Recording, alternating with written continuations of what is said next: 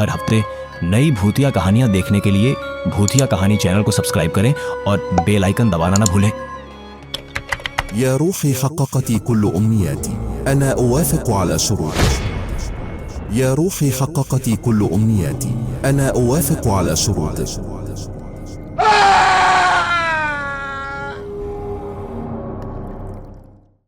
साल 2019 अप्रैल।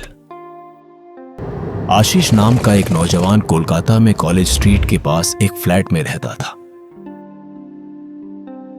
वह सुबह 9 बजे से शाम 5 बजे तक एक प्राइवेट सेक्टर में काम करता था। आशीष को कोई ऐसी लत नहीं थी जो उसकी उम्र के नौजवानों को आम तौर पर होती है। उसे किताबों की बहुत बड़ी लत थी। महीने की शुरुआत में सैलरी मिलते ही वह कॉलेज स्ट्रीट से अलग अलग सब्जेक्ट की किताबें खरीद लेता था। ऐसे ही एक छुट्टी की दोपहर आशीष कॉलेज स्ट्रीट से कुछ किताबें खरीदकर घर जा रहा था। तभी आशीष को सड़क के किनारे एक पेड़ के नीचे कुछ मिट्टी लगी एक बहुत पुरानी किताब दिखी।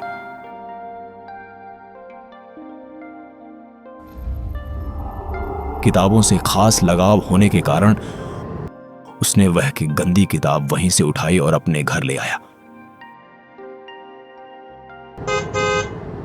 रात में वह उस पुरानी किताब को देख रहा था।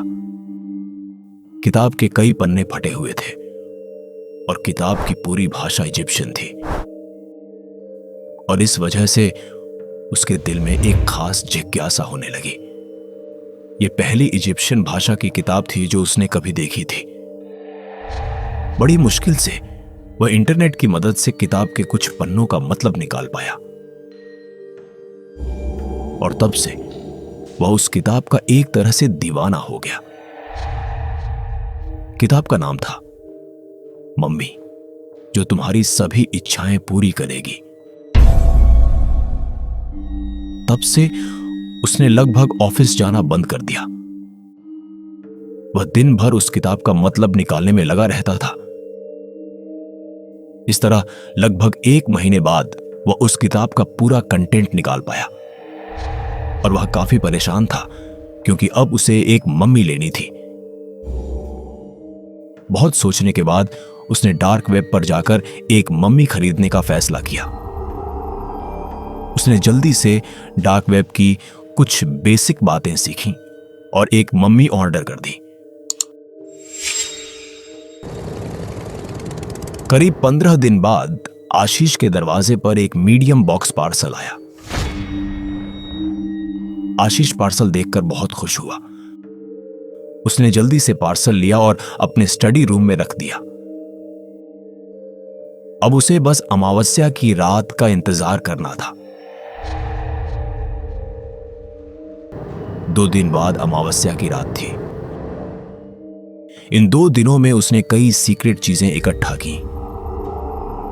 आखिरकार वह रात आ ही गई। आशीष ने उस दिन का पार्सल खोला। उसमें से एक छोटे बच्चे की मम्मी निकली। आशीष समझ गया कि अगर उसने किसी बड़े इंसान की मम्मी ऑर्डर की तो पार्सल का साइज देखकर कई लोगों को शक हो सकता है। इसलिए उसने एक बच्चे की मम्मी ऑर्डर किया था। कमरे की सारी लाइटें बुझा दी गईं और एक मोमबत्ती जला दी गई। जानवर की खाल से बनी सीट पर बैठकर आशीष ने आंखें बंद की और मिशोरी भाषा में कुछ श्लोक पढ़ने लगा। उसके सामने रखे 3 कटोरे किसी खास लिक्विड से भरे हुए थे। मम्मी को सामने रखकर आशीष ने एक ही ख्याल में मिशोरी भाषा में श्लोक पढ़े। कुछ देर बाद अचानक हवा का एक झोंका बंद कमरे में आया और अकेली मोमबत्ती बुझा दी।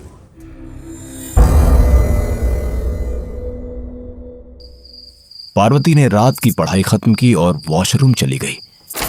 इसी समय वह वॉशरूम का काम खत्म करके लाइट बंद करने गया।